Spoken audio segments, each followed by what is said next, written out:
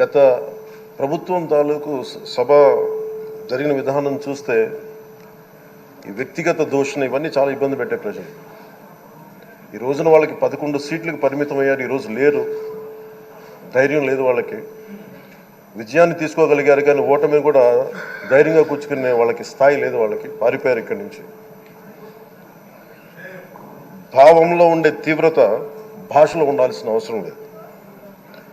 భాష మనుషుల్ని కలపడానికి కానీ విడగొట్టడానికి కాదు, భాష విద్వేషం రేపడానికి కాదు, పరిష్కరించడానికి. ఎంత జటిలమైన సమస్య అయినా, భయంకర సమస్య అయినా చర్చల ద్వారా పరిష్కరించుకోవడానికి కానీ వివాదం సృష్టించడానికి కాదు. ఈ సభ ఉన్నది అందుకు. కానీ మనం చూసింది వాళ్ళ దగ్గర నుంచి బూతులతోటి, వ్యక్తిగత దోషులతోటి రాష్ట్ర పురోభివృద్ధిని ఆపేశారు. మరిన్ని ఇంట్రెస్టింగ్ వీడియోస్ కోసం మా ఛానల్ని సబ్స్క్రైబ్ చేసుకోండి. వీడియో నచ్చితే లైక్ చేయండి, షేర్ చేయండి.